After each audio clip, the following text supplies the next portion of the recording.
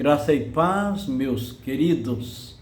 Mais uma vez estamos de volta e hoje com a segunda parte do vídeo sobre Joaquim, né?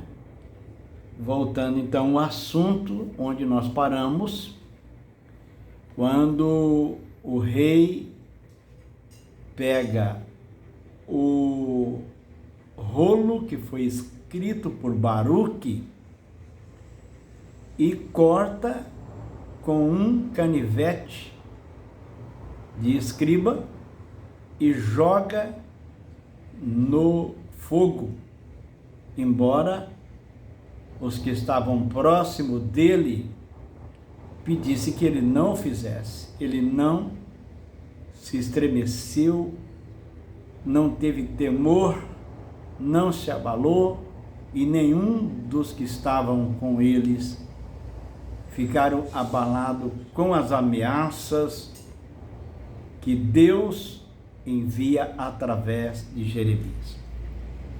Pois bem, então vamos relembrar que isso está em Jeremias capítulo 36, versículo 29 a 30. O texto diz assim, né? Então vamos começar aqui no verso 29. E Joaquim, rei de Judá, dirás: assim diz o Senhor, tu queimaste aquele rolo, dizendo, porque escreveste nele que certamente viria o rei da Babilônia e destruiria esta terra e acabaria com os homens e animais dela.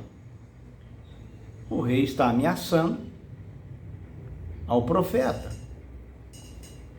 Agora veja o verso 30 a 31.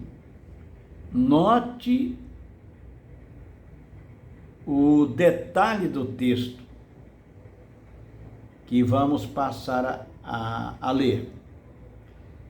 Portanto, assim diz o Senhor acerca de Joaquim, rei de Judá, ele não terá quem se assente no trono de Davi, e o seu cadáver será largado ao calor do dia e à geada da noite.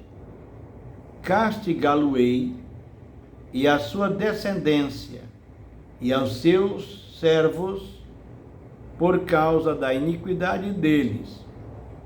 Sobre ele e sobre os moradores de Jerusalém e sobre os homens de Judá, farei cair todo o mal que tenho falado contra eles, e não ouviram.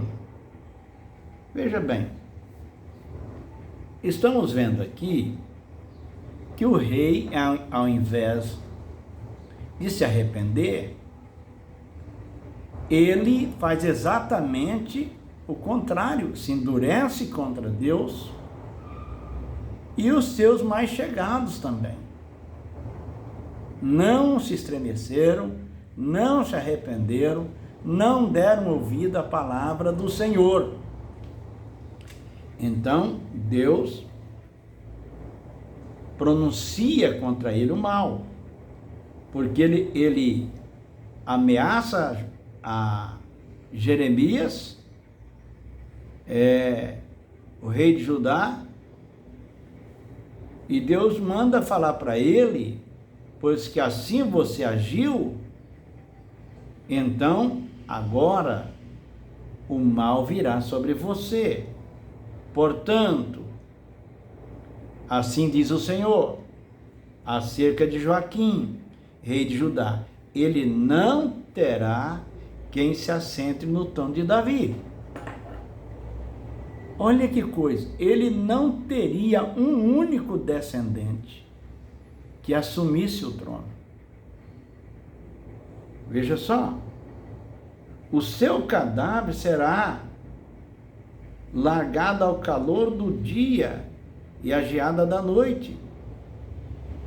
Ele não teria sepultura. Ele seria jogado como se joga um animal que morre não teria honra nenhuma. Ele diz aqui: castigá-lo-ei e a sua descendência. O texto está claro que ele seria castigado e também a sua descendência estaria debaixo da ira de Deus. Os seus servos também estariam, diz o texto, por causa da iniquidade deles, que também não se arrependeram. E sobre os moradores de Jerusalém e sobre os homens de Judá farei que todo o mal que tenho falado contra eles e não ouviram. Então, estariam incluído Joaquim, que não teria sepultura, seus descendentes, os moradores de Jerusalém e os moradores de Judá. Meus queridos,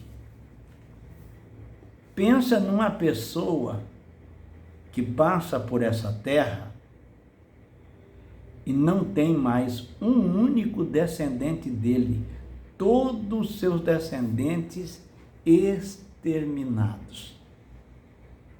Certamente, isso não é bênção, não é? Então, o texto aqui é bem claro: os descendentes de Joaquim seriam penalizados por causa disso. Então, como entender que não há maldição? Como eu ouço tantas vezes que a maldição não existe mais, que ela acabou. Se ela acabou, então você pode pecar, porque não vai ter nenhuma consequência. É preciso que nós nos voltemos para a palavra de Deus, pois o rei, em vez de se arrepender, Deus diz a ele, manda direto dizer: e a Joaquim, rei de Judá, dirás, pela segunda vez, porque na primeira não viu. Assim diz o Senhor: tu queimaste aquele rolo, porque ele queimou a palavra de Deus. Olha só. Dizendo: por que escreveste nele acerca do rei da Babilônia, que certamente ele viria e destruiria essa terra e acabaria com os homens e animais dela? Então, ele em vez de se arrepender, ele se rebelou. Não buscou a Deus. E aí o que nós vemos? Ele não teria um único descendente para contar a história, se assentasse no reino, no trono de Davi, seu cadáver seria jogado. Se fosse uma pessoa comum, irmãos, já seria uma tragédia a pessoa ser jogada ao calor do dia, ser comido por animais lá, por animais de rapina, jogada ao calor do sol e a geada da noite. Agora imagina um rei, que desonra, que tragédia, não teria um único descendente. E o povo de Jerusalém também seria castigado por não se arrependerem com as palavras do Senhor, que chamava ao arrependimento. Então, queridos, que possamos pensar sobre isso, porque de Deus não se zomba. O que o homem plantar, certamente colherá. E coloque na sua mente uma coisa: a colheita sempre é maior. Quando você planta um grão de milho, você não colhe um grão de milho, você colhe espigas. Não é assim? Então, na vida espiritual também é a mesma coisa. Sempre terá maiores consequências quando não se arrepende. Que possamos nos arrepender, buscar a santificação, o temor de Deus a cada dia. Que Deus te abençoe e até o próximo vídeo, em nome de Jesus.